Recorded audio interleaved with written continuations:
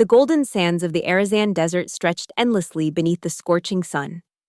Kai Mercer trudged through the shifting dunes, his weathered boots sinking with each step. Sweat trickled down his face, leaving clean trails through the layer of grime and dust that had accumulated over days of traveling. He adjusted the straps of his backpack, feeling the weight of his meager supplies: 3 liters of water, a collection of sampling tools, and a few preserved ration bars.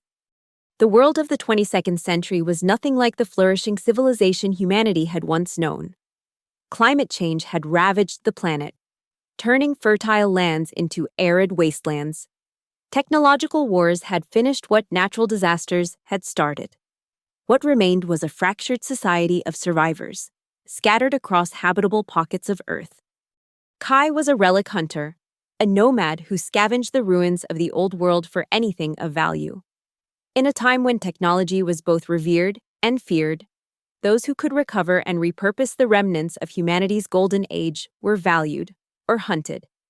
The Arizan Desert was once home to one of the world's most advanced clean energy research facilities. Rumors spoke of experimental technology buried beneath the sand, waiting to be discovered. Kai had heard whispers in the last settlement he'd visited, tales of strange lights and sounds coming from the heart of the desert. Most dismissed these stories as hallucinations brought on by heat and dehydration. But Kai knew better than to ignore such rumors. In his experience, where there was smoke, there was usually fire, or in this case, potentially valuable technology. As the sun began its descent toward the horizon, Kai noticed something unusual in the distance. A glint of metal caught his eye, reflecting the fading sunlight. He quickened his pace, his heart racing with anticipation. As he drew closer, the shape became clearer, a massive hull partially buried in the sand. It was unlike anything he had ever seen. The structure was clearly a vessel of some kind, but not like the ground transports or even the rare aircraft he had encountered before. Its sleek, elongated form was scarred with burn marks and distorted by what appeared to be impact damage. The hull was composed of a strange metal that seemed to absorb and reflect light in equal measure, creating an almost iridescent effect as the sunlight played across its surface. Kai approached cautiously, his hand instinctively moving to the multi-purpose tool at his belt. Years of survival had taught him that caution was often the difference between life and death. He circled the exposed portion of the vessel, studying its unusual architecture and the unfamiliar markings etched into its hull. After completing his initial survey, Kai stood before what appeared to be an entrance, a seam in the metal that suggested a door or hatch. There were no obvious controls or mechanisms to open it. He ran his fingers along the smooth surface, searching for any indication of how to gain access. Finding nothing, he stepped back, contemplating his next move. Out of simple habit, he called out, "Hello, anyone in there?" The response was immediate and startling. A soft hum emanated from the vessel, growing in intensity.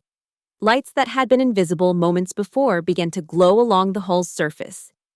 Kai stumbled backward, nearly falling in his haste to put distance between himself and the suddenly active ship. The seam he had been examining widened, revealing a dark interior. The door slid open with surprising smoothness despite the vessel's apparent age and condition. Cool air wafted out, a stark contrast to the desert heat. Kai stood frozen, unsure whether to flee or investigate. Curiosity won out over caution. Taking a deep breath, he stepped toward the open doorway, his hand firmly gripping his tool, ready to defend himself if necessary. The interior was dark, save for faint emergency lights that cast long shadows across what appeared to be a corridor. Kai fished a small light from his pack and clicked it on, sweeping its beam across his surroundings. The corridor was narrow but tall, designed for beings of roughly human proportions. The walls were lined with panels covered in unfamiliar symbols and darkened displays. "Hello," Kai called again, his voice echoing down the corridor. More lights flickered to life in response, illuminating his path forward. He moved deeper into the vessel, each step revealing more of its interior. The air was remarkably clean and cool, suggesting some kind of environmental system was still functioning despite the ship's condition. After several minutes of exploration, Kai found himself in what he assumed was the command center of the vessel. The room was circular, with a central platform surrounded by consoles and displays. Most were dark, but a few flickered with dim light. Kai approached the central platform, studying the arrangement of controls. Nothing looked familiar, no keyboards, no recognizable interfaces. Just smooth panels with subtle indentations and those same strange symbols. "Is anyone here?" Kai called out again, more out of habit than expectation of a response. The room came alive. Displays brightened, casting the command center in a blue glow.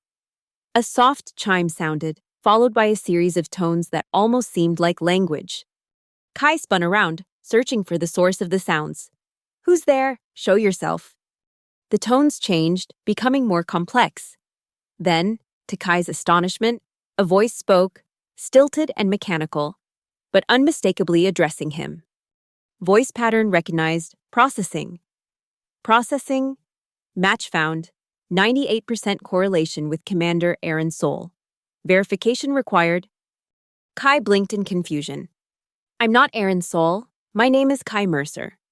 Another series of tones, then. Genetic markers indicate familial relation. Access granted at secondary clearance level. Welcome, descendant of Commander Sol.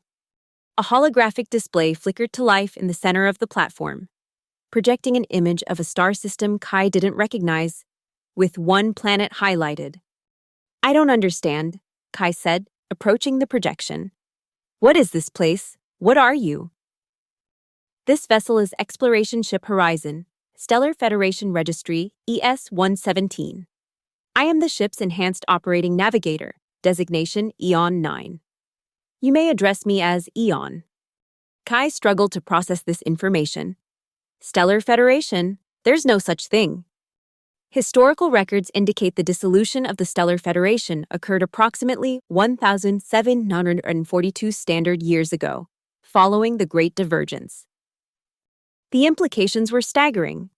If what this AI was saying was true, this vessel was from a civilization that existed nearly 2 millennia ago, one that Kai had never heard of in any historical record. "That's impossible," Kai muttered. "Human history doesn't mention any stellar federation or space exploration beyond our solar system." The Stellar Federation was not solely a human endeavor. Eon replied. It was a coalition of 7 sentient species from 6 star systems. Records suggest that following the Federation's collapse, member worlds experienced significant technological regression. Earth was particularly affected due to its dependence on off-world resources and technology. Kai sank into what appeared to be a command chair, his mind reeling. "You're saying humans were part of some interstellar civilization, and then... what? We forgot?" Simplified but essentially correct. The Great Divergence resulted in the severing of instantaneous communication networks between member worlds. Earth's colonial holdings were cut off, and the planet itself experienced catastrophic systems failures as off-world technological support ceased. Historical projections anticipated a significant regression in technological capability and historical knowledge. Kai looked around the command center with new eyes. This wasn't just advanced technology, it was beyond anything humanity currently possessed. If he could understand it, harness it. "Why did you respond to me?" Kai asked. "Why did you say I'm related to this Commander Sol?" Voice pattern recognition and passive genetic scanning indicate you share significant genetic markers with Commander Aaron Sol, the last registered commander of this vessel. The probability of direct lineage is 97.3%. A holographic image appeared, showing a man in a uniform that bore little resemblance to anything Kai had seen before. The face that looked back at him was eerily familiar, not identical to his own, but similar enough that they could easily be related. "That's not possible," Kai said, though with less conviction. "My family never mentioned anything about this." Commander Sol's mission logs indicate that after the communication collapse, he attempted to return to Earth. The final log entry suggests a catastrophic system failure during atmospheric entry. The ship entered emergency preservation mode upon crash landing. I have been in minimal operational capacity for 1,783 years, awaiting recovery or commander return. Kai's mind raced with questions, but before he could voice any of them, a warning tone sounded. External movement detected, Eon announced. Multiple heat signatures approaching from the northwest. Biosignatures indicate human presence, weapons detected. Kai cursed under his breath. He had been so engrossed in his discovery that he'd failed to cover his tracks. The desert was home to numerous marauder bands who preyed on lone travelers and scavengers. If they had spotted the active ship... "Can you show me?" Kai asked. A display flickered to life, showing an external view. A group of 6 figures moved across the sand toward the ship, their forms distorted by the heat rising from the desert. They were heavily armed, their faces obscured by protective gear against the harsh environment. Kai recognized the red markings on their clothing. Kelran's Marauders, one of the most notorious bands in the region. They were known for their brutality and their leaders' obsession with acquiring advanced technology. "Can you seal the entrance?" Kai asked urgently. "Affirmative. Exterior access points can be secured." "Do it," Kai ordered. The command came naturally, as if some part of him was accustomed to giving such directives. "Executing command. All exterior access points sealed." Kai moved to a window-like display that showed the approaching marauders. They had noticed the closing door and were now running toward the ship, weapons raised. "They'll try to break in," Kai said. "What kind of defenses does this ship have?" "Defensive systems are currently at 17% capacity. Non-lethal deterrents are available. Lethal countermeasures require command authorization." Kai hesitated. He had survived this long by avoiding conflict when possible, not escalating it. "What non-lethal options do we have?" Sonic repulsion field can be deployed. It creates discomfort in human neural systems without causing permanent damage. Effectiveness range is approximately 30 meters from the hull. "Activate it when they get within range," Kai said. Outside, the marauders had reached the ship and were examining the sealed door. One of them, taller than the rest and wearing a distinctive scarlet head wrap, was clearly giving orders. Scarlet Kell herself, the leader of the band. Her presence suggested this was no random encounter. They had been tracking Kai, or perhaps had their own information about the ship. As the marauders began setting up what looked like cutting equipment, Eon's voice broke the silence. "Hostiles within effective range, activating sonic repulsion field." On the display, Kai watched as the marauders suddenly clutched at their heads, some dropping to their knees. The effect was immediate but temporary. After the initial shock, Kell was gesturing angrily, urging her people back to work despite their obvious discomfort. "They're adapting," Kai observed. "The sonic deterrent won't hold them for long." "Correct. Estimated time to hull breach at current rate, 17 minutes. Kai paced the command center, weighing his options. He could try to hide somewhere in the ship, but that would only delay the inevitable. Once the marauders gained access, they would tear the vessel apart searching for valuable technology. And for him? "Is there any way to move this ship?" Kai asked suddenly. "Can it still fly?" "Power systems are at 22% capacity. Limited atmospheric maneuverability is possible, but full space flight capabilities are compromised. Structural integrity is sufficient for low-altitude flight." Hope surged through Kai. "That's enough. We just need to get away from here." Flight operations require command authorization and proper navigation protocols. As a recognized descendant of Commander Sol, you have partial access, but full flight control requires additional verification. Kai approached the central console. "What do I need to do?" "Place your hand on the primary interface and state your intention as acting commander." Kai did as instructed, pressing his palm against the smooth surface of what appeared to be the main control panel. "I, Kai Mercer, take command of this vessel as acting commander. Initiate flight systems and prepare for immediate departure." The panel beneath his hand glowed, scanning his palm. "Genetic verification in progress. Temporary command status granted. Flight systems initializing." The ship hummed to life around him, vibrations running through the floor as dormant systems activated. Displays brightened, showing system statuses and external views. Warning, Eon announced. Hull breach imminent. Hostiles have deployed plasma cutting tools. On the external display, Kai could see the Marauders had set up a tripod-mounted device that was now emitting a bright blue beam directed at the ship's entrance. How long until we can lift off? Kai asked urgently. Flight systems require 3 minutes to achieve minimum operational status. We don't have 3 minutes, Kai muttered, watching the cutting beam slowly carve through the ship's door. Can we use the repulsion field at a higher intensity? Negative. Current power allocation prioritizes flight systems. Redirecting power would delay departure. Kai thought frantically. What about internal defenses? Once they breach the hull, can we keep them contained at the entrance? Internal defense systems include emergency bulkheads and localized stun fields. Both require command authorization. You have it. Seal off the entrance corridor once they breach and activate stun fields if they try to move deeper into the ship. Acknowledged. Defense protocols configured. On the display, the cutting beam had created a molten line halfway around the ship's door. It wouldn't be long before they broke through. Flight systems at 67% readiness, Eon reported, estimating 90 seconds to minimum launch capability. The next minute stretched into what felt like an eternity. Kai watched as the cutting beam completed its circuit around the door. There was a moment of stillness. Then the Marauders attached some kind of device to the compromised door. They're using explosives to blow the weakened section. Kai realized, how much longer until we can launch? Flight systems at 82% readiness, 60 seconds remaining.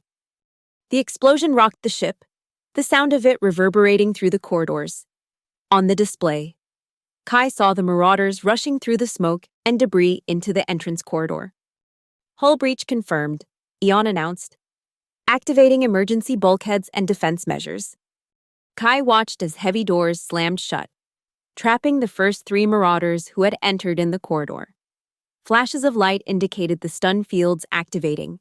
The intruders collapsed, incapacitated. But outside, Kel and the remaining Marauders were already setting up another cutting device at a different section of the hull.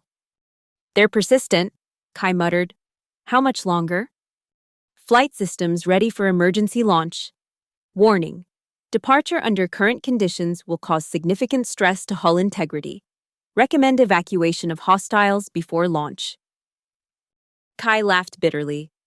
They're not going to leave willingly. We need to launch now, before they breach another section. Acknowledged. Preparing for emergency launch.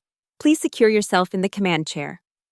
Kai strapped himself into the central chair as displays around him shifted to show flight data. The ship shuddered as long dormant engines came to life. Warning, Eon announced. Second breach attempt detected at port auxiliary access. Hostiles attempting to override external manual release. Can they succeed? Kai asked, tightening his restraints. Affirmative. Manual override designed for emergency access. Estimated time to breach, 45 seconds. Launch now, Kai ordered. Maximum power. Emergency launch sequence initiated. Preparing for immediate departure. The ship's engines roared, vibrations intensifying as power surged through systems that had lain dormant for centuries. Sand shifted around the buried portions of the hull as the vessel struggled to break free from its desert grave. On the external display, Kai saw the Marauders scrambling back from the ship as the ground beneath them trembled. The vessel lurched upward, breaking free of the sand that had entombed it for millennia. For a moment, Kai thought they had escaped. Then a warning klaxon sounded. Alert, hull integrity compromised at port auxiliary access. Hostile entry detected. The ship stabilized at approximately 50 meters above the desert floor, hovering as internal systems assessed the damage. Show me, Kai demanded. A display shifted to show an interior corridor where 2 Marauders had managed to enter through a partially opened access hatch. One was Scarlet Kel herself. Her distinctive head wrap now pulled down to reveal a face scarred by desert winds and countless battles. Can you activate stun fields in that section? Kai asked. Negative. Power allocation to flight systems has compromised secondary defense networks. Manual intervention required. Kai unstrapped himself from the command chair. Keep us airborne, I'll deal with them. Warning. Hostiles are armed and approaching the central corridor. Recommend immediate departure rather than confrontation. If we leave now, they could damage critical systems before we get far. Kai argued. I need to remove them from the ship. Guide me to their location and give me any advantage you can. Acknowledged. Proceed to Corridor B7. I will attempt to redirect auxiliary lighting to disorient the intruders. Kai moved quickly through the ship, grateful for Eon's directions through the unfamiliar layout. As he approached the section where the marauders had entered, he could hear them moving ahead, their voices echoing off the metal walls. This tech is beyond anything we've seen. A female voice said, Kel, find the control center, kill anyone you find. Kai pressed himself against the wall as he reached an intersection. Ahead, he could see the silhouettes of the two intruders, outlined by emergency lighting. Eon, Kai whispered, can you kill the lights in this section on my mark? Affirmative. Lighting controls accessible. Kai took a deep breath, mentally mapping the corridor ahead based on what he'd seen. Now! The corridor plunged into darkness. Kai moved swiftly, relying on his mental image of the space. He heard the marauders curse, their footsteps faltering in the sudden blackness. Taking advantage of their momentary confusion, Kai tackled the nearest figure, not Kel, but her companion. They crashed to the floor, Kai's momentum carrying them several meters down the corridor. The marauder struggled beneath him, but Kai had the advantage of surprise. He struck quickly, aiming for vulnerable points as he'd learned through years of survival. The marauder went limp beneath him, unconscious or at least incapacitated. Kai rose to his feet, turning to face where he knew Kel must be. A shot rang out, energy crackling past his head and illuminating the corridor in a brief flash of blue light. Kel had some kind of energy weapon, rare and incredibly valuable in this post-collapse world. Lights! Kai called out, diving to the side as another shot sizzled through the space he'd occupied a moment before. The lighting returned, revealing Kel standing at the intersection, her weapon trained in his direction. Her face was a mask of cold determination, her scarred features twisted in a predatory smile. So you're the one who woke this ship, she said, her voice raspy from years of breathing desert air. I've been tracking strange energy signatures in this region for months. Never expected to find something like this. Or someone like you. Kai raised his hands slowly. You don't understand what you're dealing with. This ship is damaged. It could be dangerous. Kel laughed, a harsh sound devoid of humor. That's what makes it valuable. Power is everything in this world, and this ship represents more power than anything left on Earth. She gestured with her weapon toward the end of the corridor. Take me to the control center, now. Kai considered his options. He could try to rush her, but the energy weapon would almost certainly kill him before he reached her. He could attempt to flee deeper into the ship, but that would only delay the inevitable. All right, he said finally. I'll take you there. Keeping his hands visible, Kai began walking slowly down the corridor, Kel following a few paces behind, her weapon trained on his back. Eon, Kai subvocalized, hoping the ship's systems could pick up his barely audible whisper. Any suggestions? There was no response. But as they passed through a doorway, Kai noticed a subtle change in the lighting pattern, a brief flicker that drew his eye to a panel on the wall. It was marked with symbols he couldn't read, but one looked similar to the emergency controls he'd seen elsewhere in the ship. What's that? Kel demanded, noticing his attention shift. Environmental controls. Kai lied smoothly. The ship's been buried for centuries. Some sections still have air quality issues. Kel grunted, gesturing for him to continue. As they moved past the panel, Kai committed its location to memory. It might offer an opportunity when they returned this way. They reached the command center a few minutes later. Kel's eyes widened as she took in the advanced technology surrounding them, the displays showing system statuses and external views of the desert below. This changes everything, she murmured, momentarily lowering her weapon as she gazed at the command console. With this ship, We could rule what's left of the world. It's not that simple, Kai said. The ship is damaged, its power systems are failing. It needs repairs and resources we don't have. Kel's attention snapped back to him, her weapon rising. Then we'll find them. Or salvage what we can. Either way, this ship is mine now. She gestured to the central chair. Sit down. Show me how to control it. Kai moved to the command chair, his mind racing. As he sat, he noticed a subtle change in the displays, symbols flashing briefly in a pattern he somehow recognized, though he couldn't have explained how. A message, he realized, Eon was communicating with him. The controls are keyed to specific users, Kai said, buying time as he tried to decipher the message. It won't respond to just anyone. Then make it respond to me, Kel demanded, pressing the barrel of her energy weapon against the back of his head. Transfer control or whatever you need to do. The symbols flashed again, and suddenly Kai understood. Not the specific meaning of the symbols, but their intent. Eon was showing him a command sequence, one that Aron Sol had used centuries ago. There's a verbal command protocol, Kai said carefully. I need to speak the transfer authorization. Kel narrowed her eyes suspiciously but nodded. Do it. Slowly. Kai took a deep breath, hoping he was interpreting Eon's message correctly.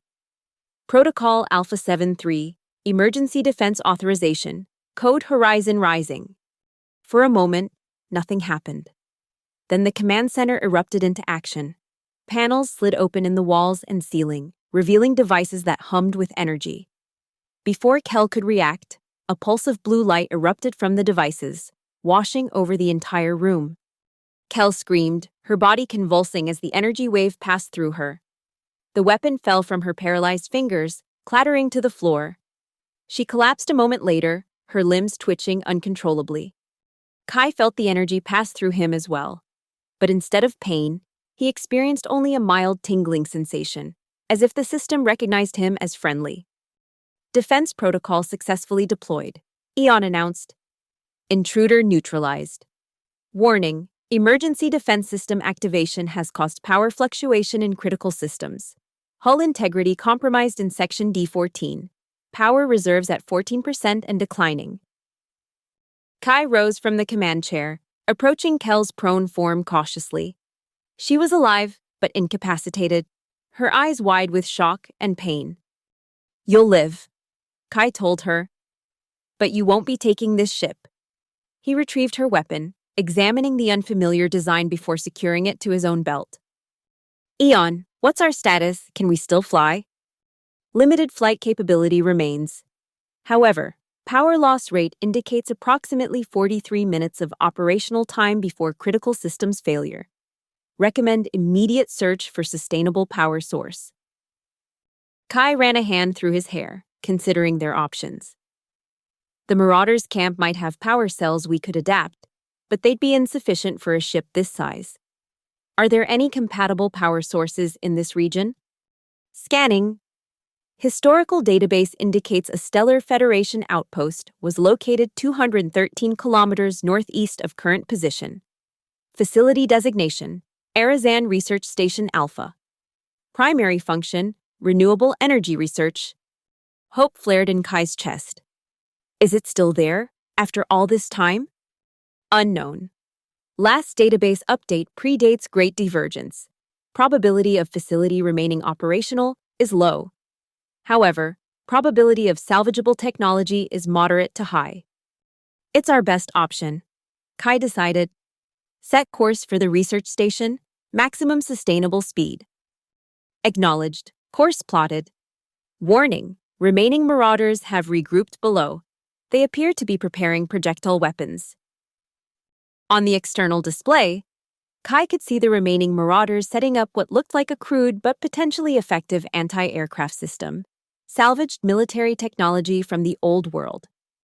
They don't give up easily, Kai muttered. Can we outrun their weapons? Affirmative, initiating maximum acceleration.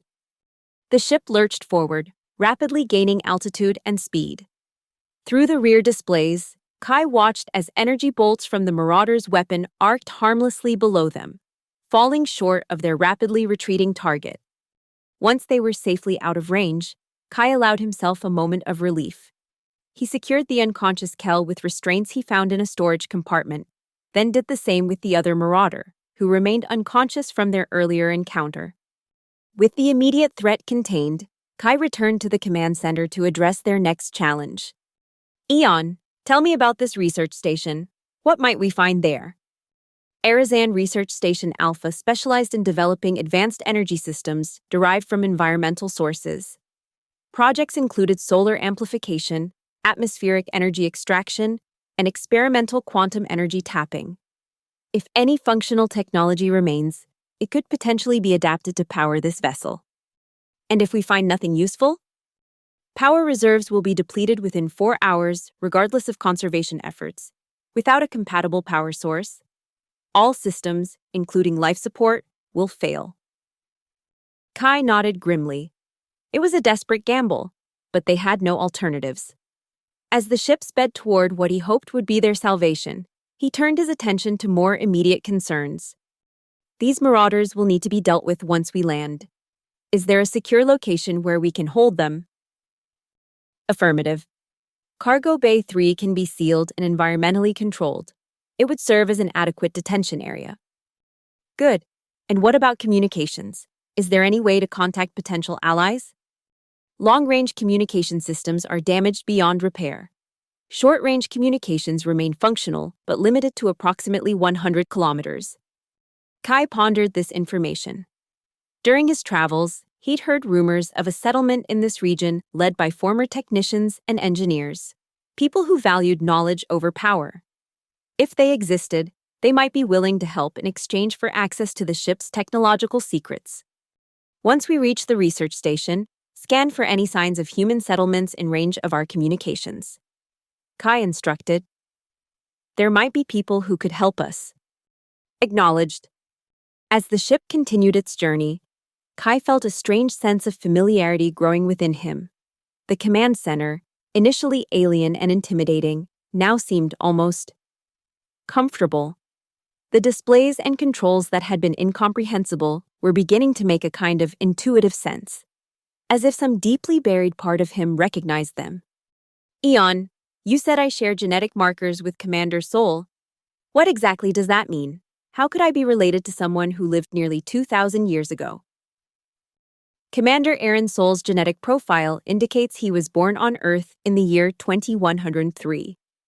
Historical records show he joined the Stellar Federation Space Exploration Corps at age 22 and was assigned to Exploration Ship Horizon at age 29. The ship's last recorded mission began in 2139. During the Great Divergence in 2142, all communication with Stellar Federation Command was lost. Commander Sol's final log entry was recorded in 2144, indicating an attempt to return to Earth despite critical system damage. And you think he survived? Had children who passed down his genes until eventually... me? Probability analysis suggests Commander Sol survived the crash landing with survivable injuries. The emergency beacon was activated manually after impact, indicating conscious action. While no human remains were detected in proximity to the ship, survival equipment was accessed and removed, suggesting deliberate departure. The implication was clear. Aaron Sol had walked away from the crash, taking what he needed to survive in a world suddenly thrust back into a primitive state. Somehow, through the centuries that followed, his lineage had continued, eventually leading to Kai. Is there more information about him? Personal logs? Anything that might tell me who he was? Affirmative. Commander Sol maintained extensive personal logs. Would you like to access them? Kai hesitated.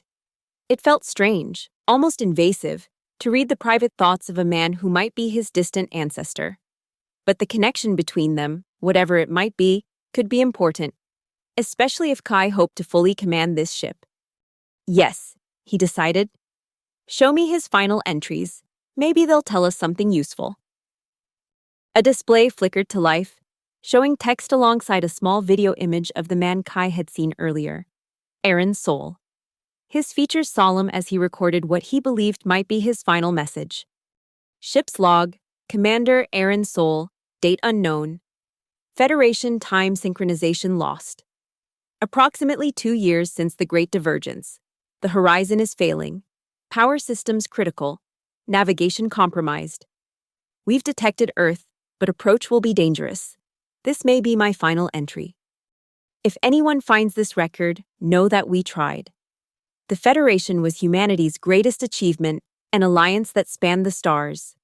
When it fell, it wasn't through war or hatred, but simply distance. The quantum communication network collapsed, and suddenly worlds that had been moments apart in communication terms were now separated by years of conventional travel. Earth was hit hardest. As a founding world with the largest population, it relied heavily on resources and technology from across the Federation. The collapse of trade and support was catastrophic. From our long-range scans, we've detected massive environmental damage and technological regression. I've made my decision. Despite the risks, I'm taking the Horizon home. If even a fraction of our technology can be salvaged, it might help Earth rebuild. The ship's AI will be programmed to enter preservation mode upon landing, conserving what power remains for future discovery. To whoever finds this ship, if you're human, remember what we achieved once and know we can achieve it again. The stars are our birthright. The Federation may be gone, but its legacy remains in ships like this one and in the knowledge they contain. This is Commander Aaron Sol, signing off. May those who follow find their horizon. The recording ended, leaving Kai in stunned silence. The determination in Sol's voice, the belief that humanity could rise again from the ashes of collapse, it resonated deeply with something in Kai's own heart. We're approaching the coordinates of Arizan Research Station Alpha, Eon announced, breaking Kai from his reverie. Preliminary scans indicate structural remains consistent with Federation architecture.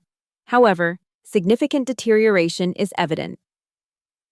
The external displays shifted to show what remained of the research station, a collection of domed structures, most partially collapsed, emerging from the desert sand like the bones of some massive creature. Solar arrays, once gleaming and efficient, now lay broken and buried. Central buildings showed signs of fire damage and deliberate destruction. It was attacked, Kai realized. During the collapse or after, someone tried to destroy it. Analysis of damage patterns suggests multiple destructive events over an extended period. Initial damage likely occurred during the early post-divergence period. Subsequent damage indicates periodic scavenging and deliberate sabotage. Kai's heart sank. The likelihood of finding usable power technology in such ruins seemed remote, but they had no choice but to try. Find us a safe landing zone as close to the main research building as possible, Kai instructed. And scan for any signs of recent human activity. I don't want to walk into another ambush.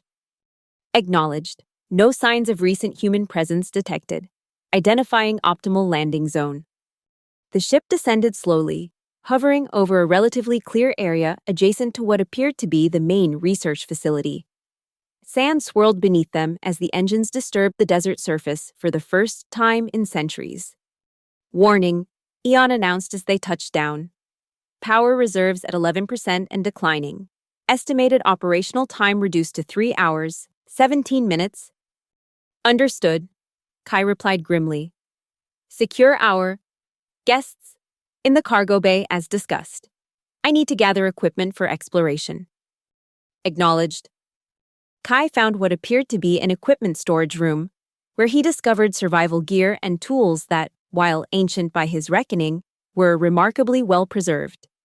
He selected items that might be useful for exploring the ruins: lights, basic tools, and what appeared to be a portable scanner of some kind. Before leaving the ship, he checked on the marauders. Both were now conscious, confined in the cargo bay behind a transparent barrier.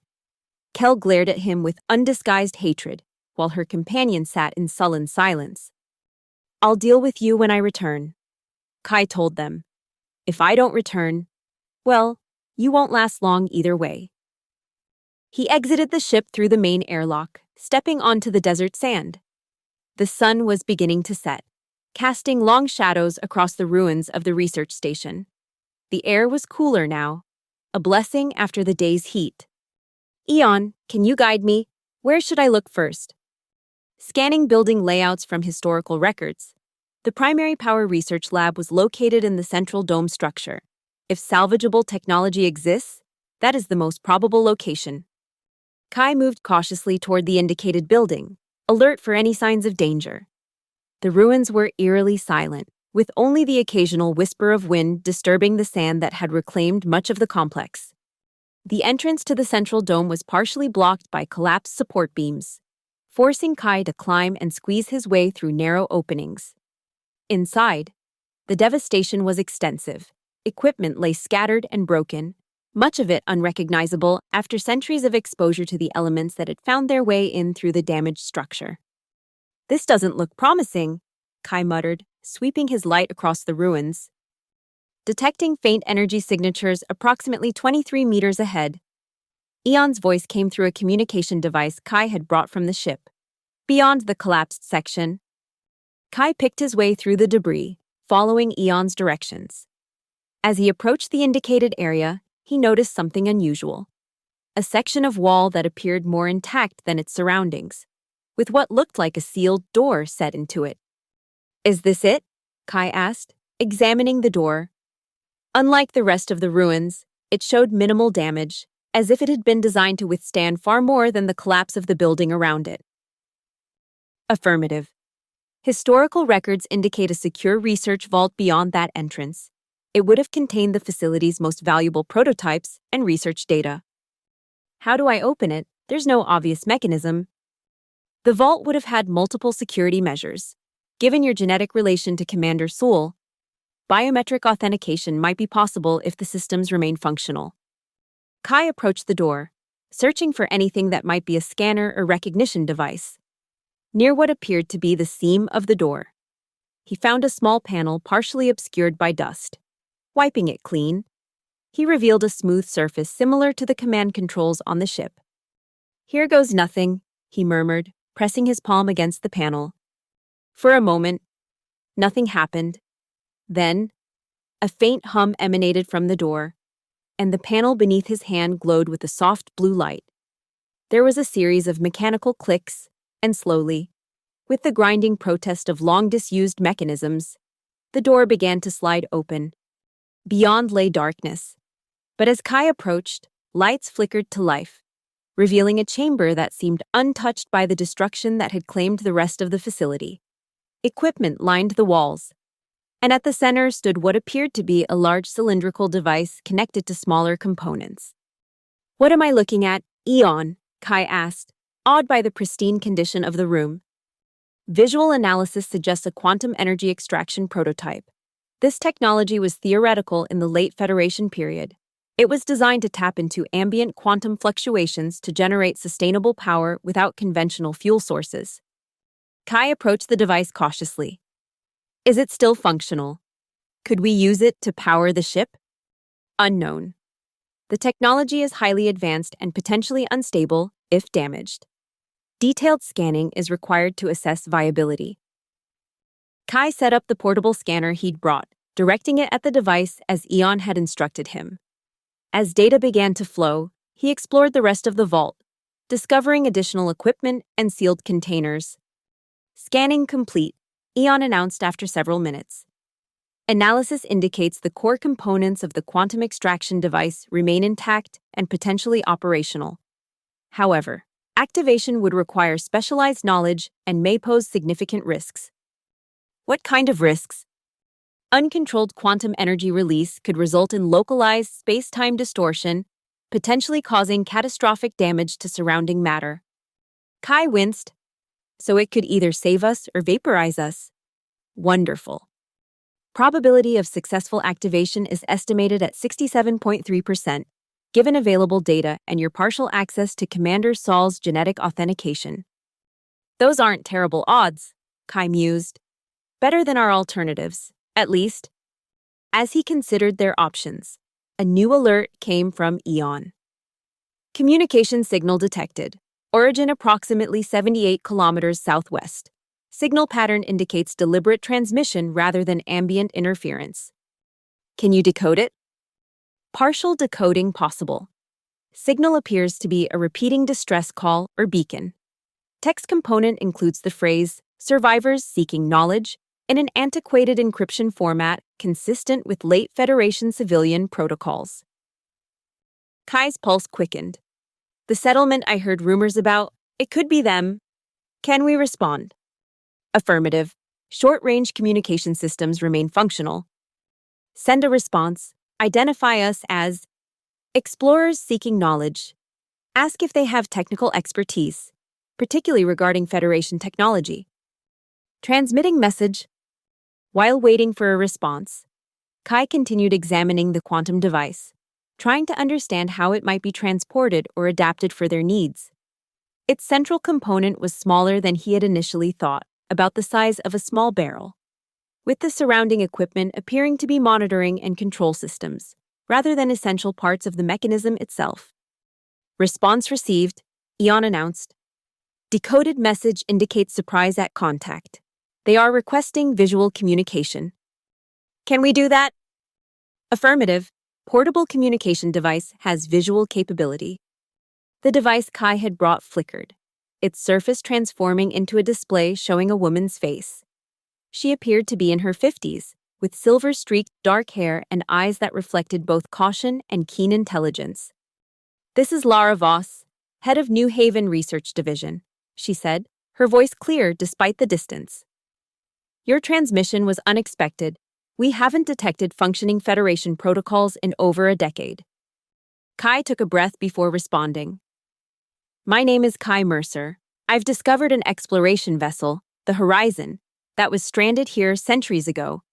It's operational, but its power systems are failing. Lara's eyes widened with obvious shock. The Horizon, Commander Sol's ship? That's impossible. It was lost during the Great Divergence. The mention of Aaron Sol sent a chill down Kai's spine. You know about Commander Sol? Every archivist knows that name. Lara replied, Our settlement was founded by those who sought to preserve knowledge after the collapse. Aaron Sol is something of a legend, the commander who tried to bring advanced technology back to Earth when everything was falling apart. Well, his ship is very real, and according to its AI, I'm somehow related to him. We found a quantum energy extraction prototype that might save the ship, but we need help understanding and activating it safely. Lara was silent for a moment, clearly processing this extraordinary information. If what you're saying is true, this could change everything. New Haven has preserved more Federation knowledge than perhaps anywhere else on Earth. We have engineers and physicists who study the old technologies, though much has been lost to time. We don't have much time, Kai said urgently. The ship's power reserves are dwindling. If we can't find a solution in the next few hours, all its knowledge, all its potential, will be lost. I understand. Lara nodded decisively. I'm sending a team immediately. We have a transport vehicle that can reach your position in approximately 1 hour. In the meantime, transmit any data you have on the quantum device. Our specialists will begin analysis right away. Thank you, Kai said, relief evident in his voice. Eon, the ship's AI, will send everything we've gathered. As the communication ended, Kai felt a renewed sense of hope. If these people were as knowledgeable as Lara suggested, they might be able to harness the quantum device safely. Eon, what's our status? Power reserves at 9% and declining. Estimated operational time, 2 hours, 42 minutes. The Marauders remain secured but have attempted to disable the containment field twice without success. Keep them contained. Help is coming. But we need to prepare this device for transport back to the ship. Guide me through disconnecting it from these monitoring systems without damaging the core components. Following Eon's precise instructions, Kai began the delicate process of separating the quantum extraction device from its support systems. Despite its advanced technology, the core was designed with modularity in mind, allowing for relatively straightforward disconnection once the proper sequence was understood. As he worked, Kai's mind kept returning to Aaron Sol and the connection between them. Was it mere coincidence that the ship had responded to his voice? That these secure facilities recognized his genetic pattern? Or was there some deeper purpose at work? Some plan set in motion centuries ago by a man who refused to accept the collapse of civilization as final? By the time he had secured the quantum device for transport, the sun had set completely, leaving the desert in darkness broken only by starlight and the glow from his portable lights. The temperature had dropped dramatically, a reminder of the harsh desert environment beyond the protective walls of the vault. Incoming vehicle detected, Eon announced. Signature consistent with retrofitted pre-collapse transport. Estimated arrival in 12 minutes. Kai gathered his equipment and the carefully packed quantum device, making his way back through the ruins toward the ship. As he emerged from the damaged building, he could see headlights in the distance, approaching rapidly across the desert floor. The vehicle that arrived was unlike anything Kai had seen before, a hybrid of old-world design and improvised modifications, clearly built to withstand the harsh desert environment while maintaining impressive speed. It came to a stop near the horizon, and 5 figures emerged, each carrying equipment and wearing the practical clothing of people accustomed to difficult conditions. A woman stepped forward, not Lara, who had remained at New Haven, but someone equally authoritative in bearing. "I'm Evelyn Marsh, head engineer," she introduced herself. "Lara briefed us on your situation. Is that the quantum device?" Kai nodded, indicating the carefully packed component he'd carried from the vault. The core system, at least. There was more equipment in the vault, but Eon, the ship's AI, suggested this was the essential part. Evelyn's eyes moved past Kai to the horizon, her expression one of undisguised awe. An actual Federation exploration vessel, preserved all this time. It's beyond anything we'd hoped to find. It won't be preserved much longer if we can't solve its power problem, Kai reminded her. The AI estimates less than 3 hours before critical systems fail. Evelyn nodded, her focus returning to the task at hand. "Let's get inside. We've analyzed the data you transmitted and have some ideas, but we'll need to see the ship's power systems to understand how to integrate this technology." Kai led the team into the horizon, watching their reactions as they encountered Federation technology up close for the first time. Despite the urgency of their mission, he couldn't help but feel a sense of pride, not in his own accomplishment, but in what humanity had once achieved and might achieve again.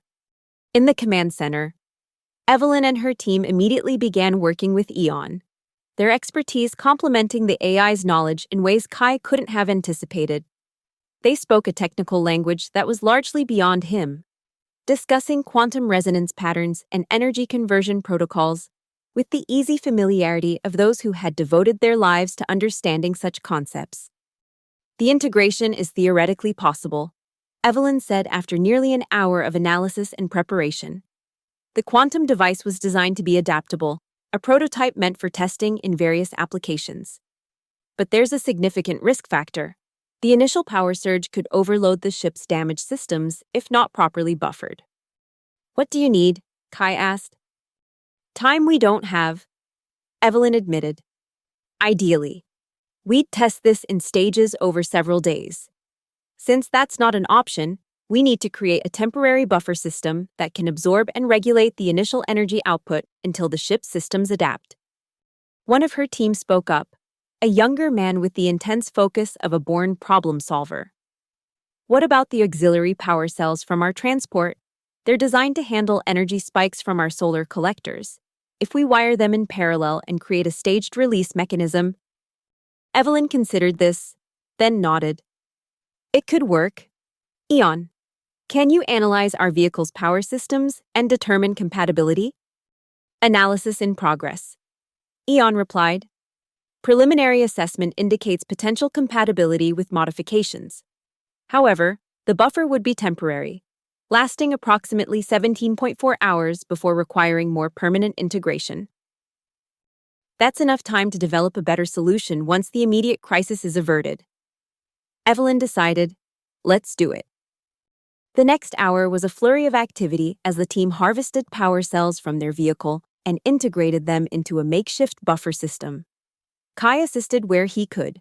Though much of the technical work was beyond his expertise, he found himself increasingly reliant on Evelyn's team and on Eon's guidance. Finally, everything was in place. The quantum device had been connected to the ship's power systems through the improvised buffer, with numerous monitoring systems set up to track the energy flow and alert them to any dangerous fluctuations. "We're as ready as we'll ever be," Evelyn announced. "Eon, current power status. Power reserves at 4.3%. Critical systems will begin failing in approximately 32 minutes. "Then we don't have a choice," Kai said. "Activate the quantum device." Evelyn nodded, making a final adjustment to the control panel they had set up. "Initiating quantum extraction process in 3, 2, 1. She pressed a sequence of commands, and the device hummed to life. For a moment, nothing seemed to happen. Then, displays throughout the command center flickered, and a wave of energy surged through the ship, causing lights to brighten momentarily before stabilizing. "Energy flow established," Eon reported. "Buffer systems functioning at 89% efficiency. Power levels rising, currently at 7%, 12%, 18%. The numbers continued to climb as the quantum device extracted energy from what Evelyn had described as microscopic fluctuations in the quantum field, a concept Kai couldn't pretend to understand but was grateful to witness in action. "It's working," Evelyn breathed, watching the readings with intense concentration. "The buffer is holding, and the ship's systems are accepting the energy flow. Power levels at 43% and rising," Eon announced. "Estimated time to full power restoration, 4 hours, 17 minutes. A cheer went up from Evelyn's team, their exhaustion momentarily forgotten in the triumph of success. Kai felt a wave of relief wash over him, followed by a dawning realization of what they had accomplished. They hadn't just saved an ancient ship, they had potentially recovered a power source that could transform what remained of human civilization. "There's something else you should know," Kai said to Evelyn once the immediate celebration had subsided. "We have guests. Marauders who tried to take the ship by force.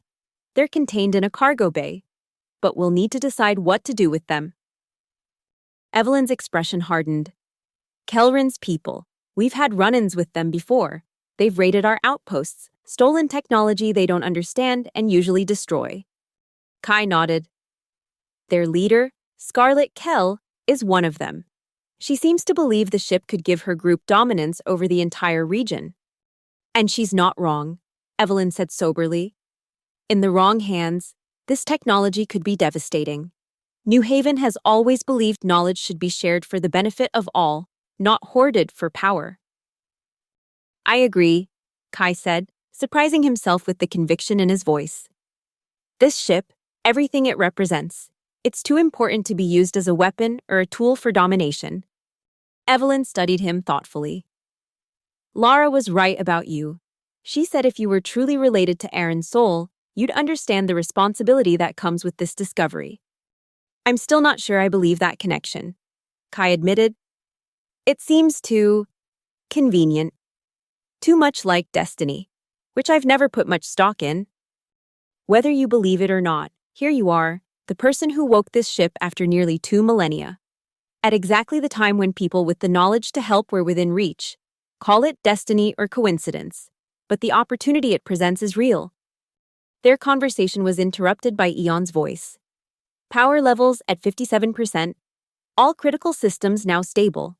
Detecting communication attempt from New Haven." "Put it through," Evelyn instructed.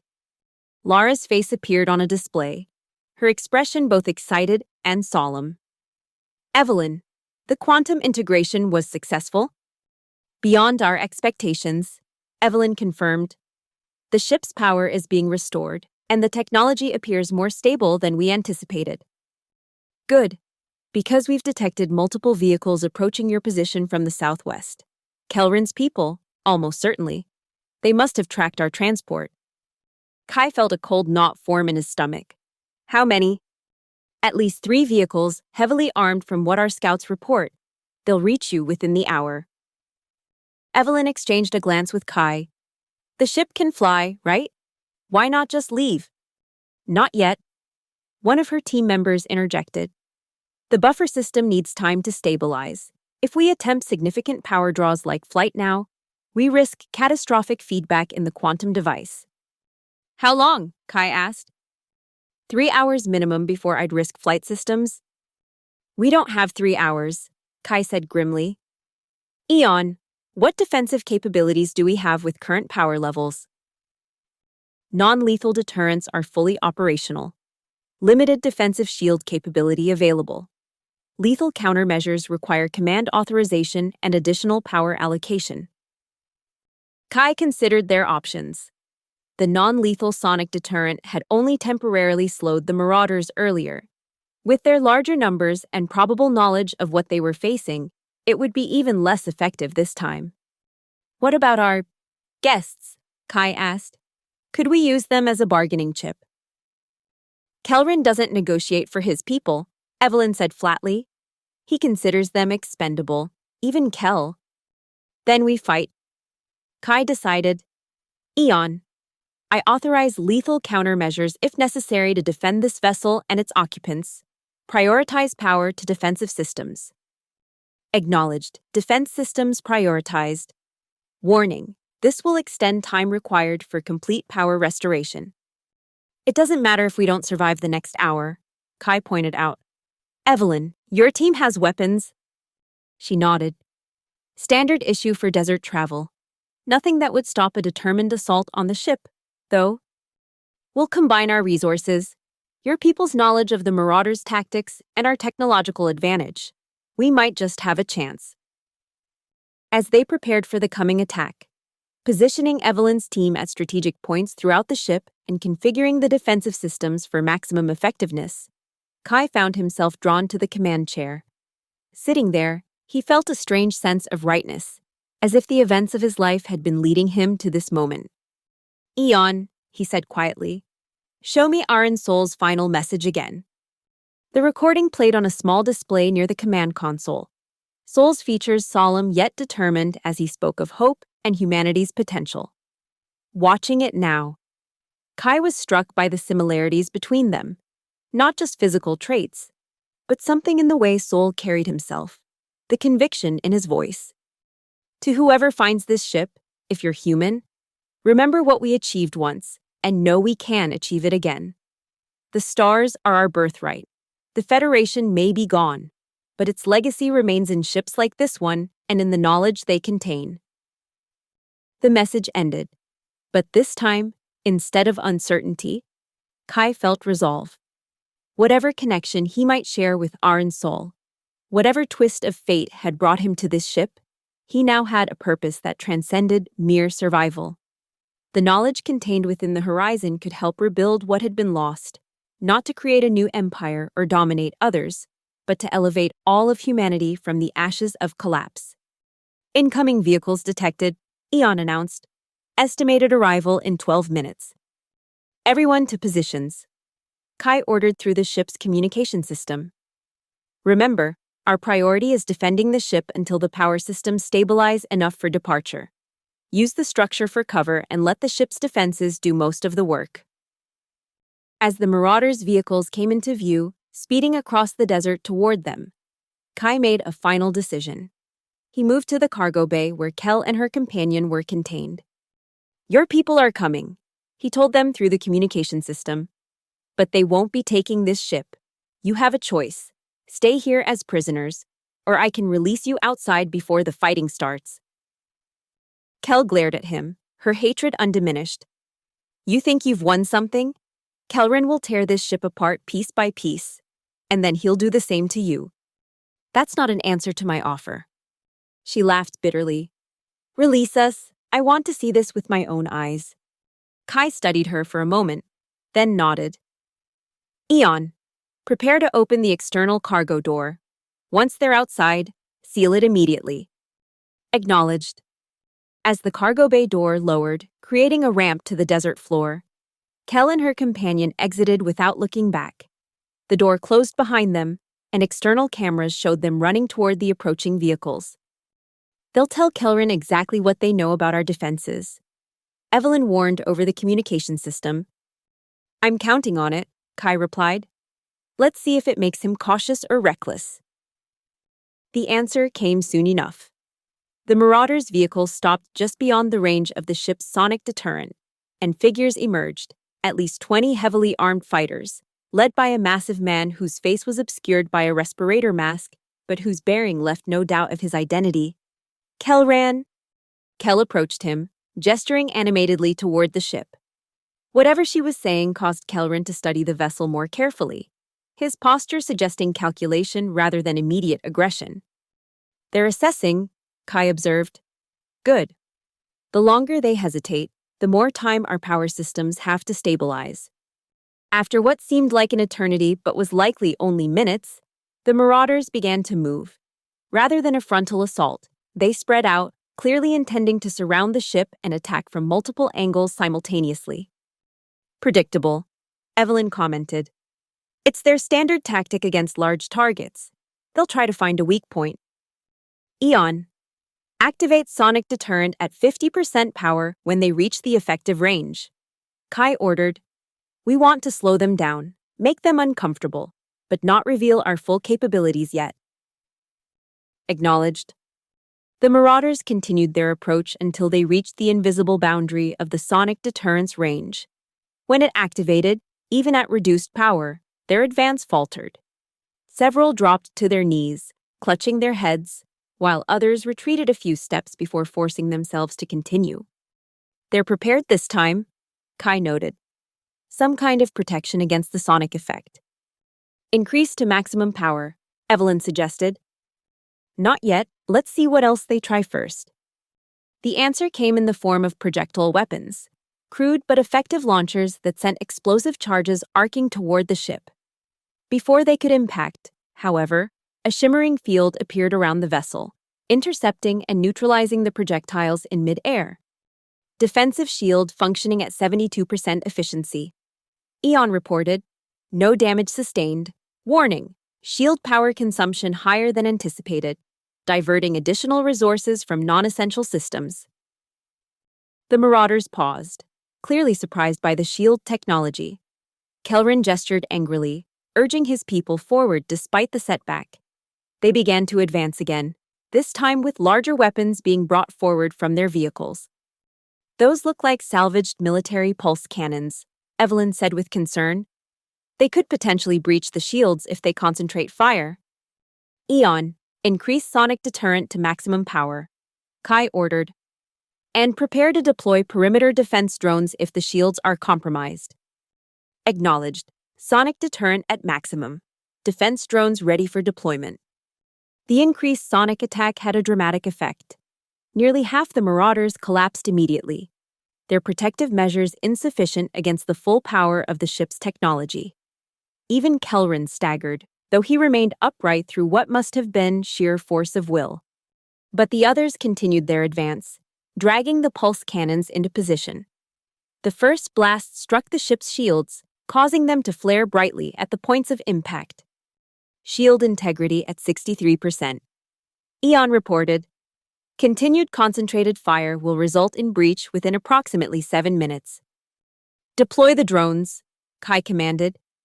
"Target their weapons first, then create a perimeter, non-lethal force unless absolutely necessary."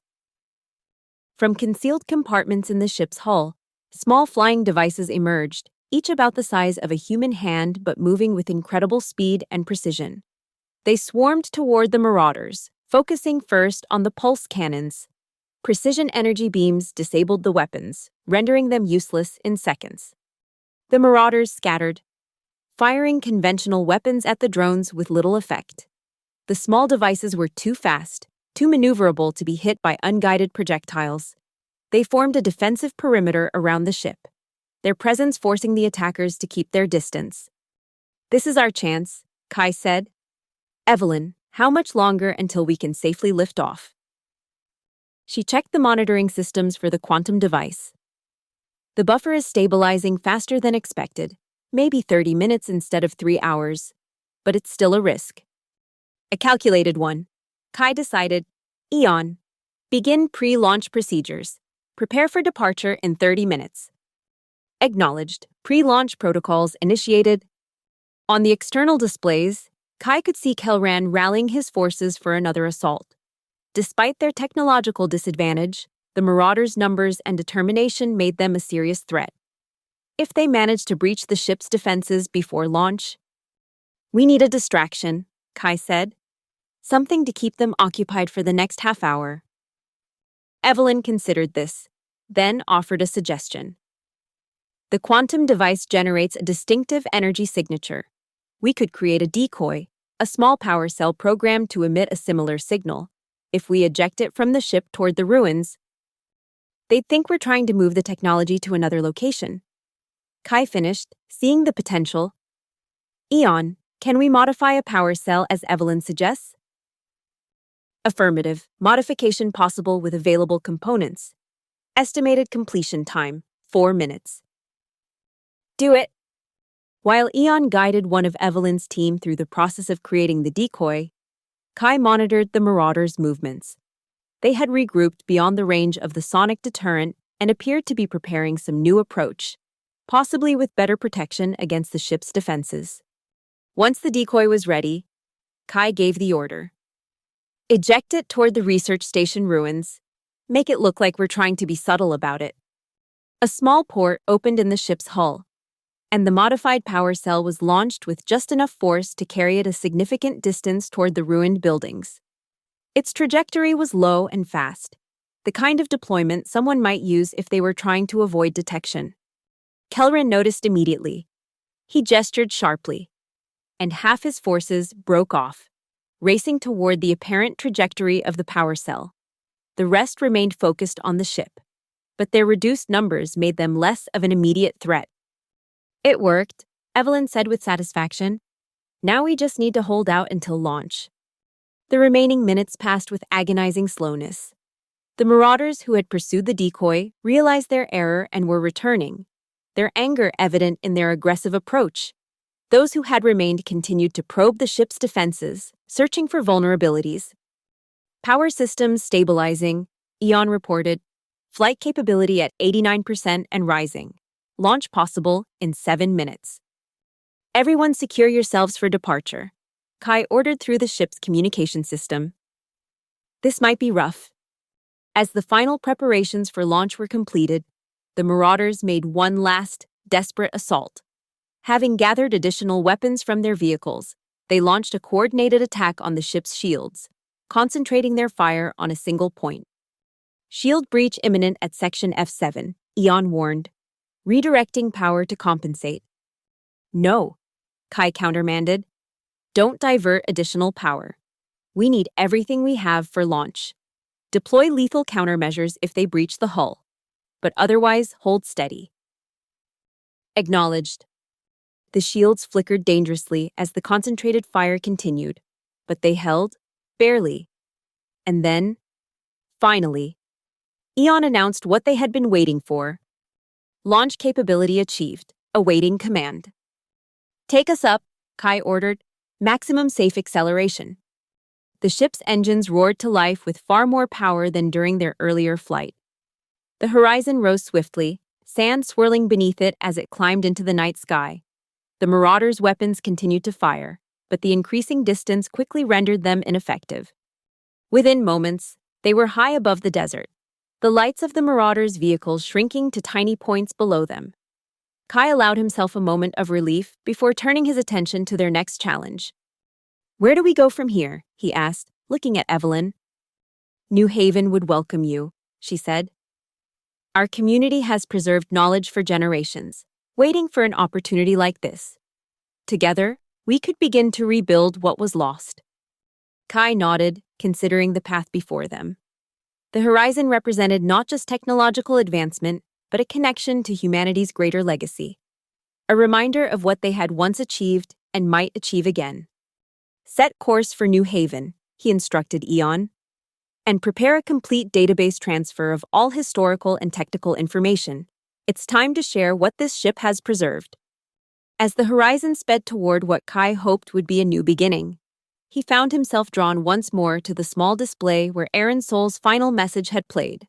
Though it was currently dark, Kai could still hear the words in his mind. "The stars are our birthright. The Federation may be gone, but its legacy remains in ships like this one and in the knowledge they contain. On the main display, the night sky stretched above them, stars shining with a clarity only possible above the desert atmosphere. Somewhere among those stars, Kai knew, were the worlds humanity had once reached, places now separated by gulfs of space and time that seemed insurmountable. But the ship beneath him, the knowledge it contained, and the people who had preserved understanding through centuries of darkness, together they represented hope, not just for survival, but for a true renaissance. As if sensing his thoughts, Eon spoke. Commander Kai, I have discovered an encrypted file in Commander Sol's personal database. It appears to have been programmed to activate upon confirmation of genetic lineage and successful ship reactivation. What does it contain? Unknown. It requires final command authorization to unlock. Something in Eon's tone suggested this was significant. Perhaps the real reason Aaron Sol had programmed the ship to recognize his descendants. Open it, Kai said. The main display shifted, showing what appeared to be a star map, but unlike any Kai had seen before. Specific points were highlighted, connected by lines that suggested a journey or path. And at one of these points, data scrolled, revealing coordinates, technical specifications, and a message. To my descendants, if you are reading this, you have found the horizon and awakened its potential. What follows are the coordinates and access codes for 7 hidden Federation caches, established before the Great Divergence as insurance against catastrophe. Each contains technology, knowledge, and resources that could help rebuild not just what was lost, but something greater. The journey will not be easy. Earth has fallen far, and the path back to the stars is long. But you are not alone. Others will have preserved knowledge in their own ways, kept alive the spark of discovery and cooperation that made the Federation possible. Find them, unite them, and when Earth is ready, look to the stars once more. The Federation may be gone, but a new beginning awaits. Hope remains, bring it back to them. The message ended, leaving Kai staring at the star map with a mixture of awe and determination.